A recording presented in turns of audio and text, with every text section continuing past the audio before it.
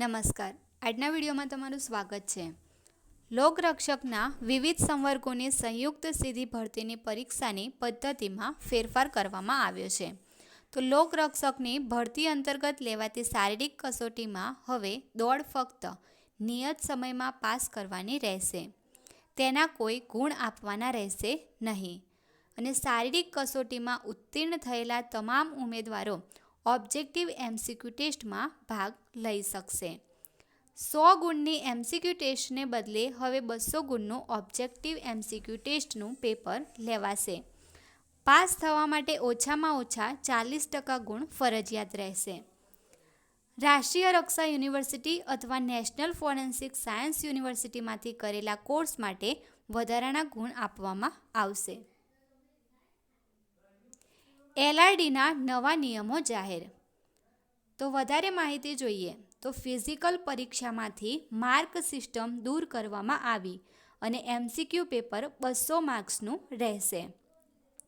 શારીરિક કસોટીમાં હવે દોડ ફક્ત નિયત સમયમાં પાસ કરવાની રહેશે. તેના કોઈ ગુણ આપવાના રહેશે નહીં. તેમાં ઉત્તીર્ણ થયેલા તમામ ઓબ્જેક્ટિવ MCQ ટેસ્ટમાં ભાગ લઈ શકશે.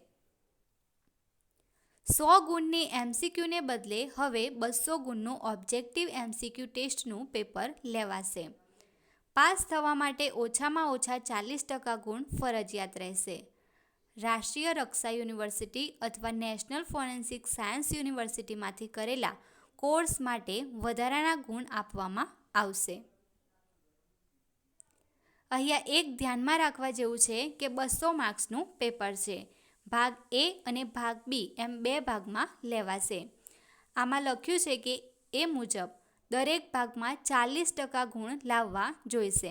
જેમાં એનો અર્થ પહેલા ભાગમાં પાસ થવા ફરજિયાત 32 માર્ક્સ લાવવા જોઈશે અને બીજા ભાગમાં પાસ થવા ફરજિયાત 48 માર્ક્સ જોઈશે.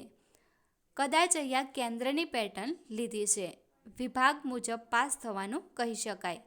છતાં આગળના નોટિફિકેશનમાં ક્લિયર માહિતી મળવાની વેટ કરવી જોઈએ.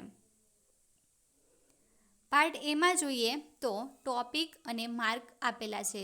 તો પહેલું છે રિઝનિંગ, જેના માર્ક છે 30. ક્વોન્ટિટેટિવ એપ્ટિટ્યૂડ એટલે કે ગણિત 30 માર્ક. Gujarati language 20 mark. એમ પાર્ટ એમાં ટોટલ 80 માર્ક્સનું પેપર રહેશે.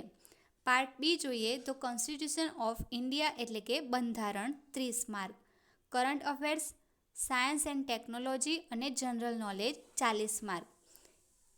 History, culture heritage, geography of Gujarat and Bharat જેના 50 માર્ક. ટોટલ પાર્ટ બીમાં 120 માર્ક. તો પાર્ટ એ અને પાર્ટ બી થઈને ટોટલ 200 માર્કનું પેપર રહેશે.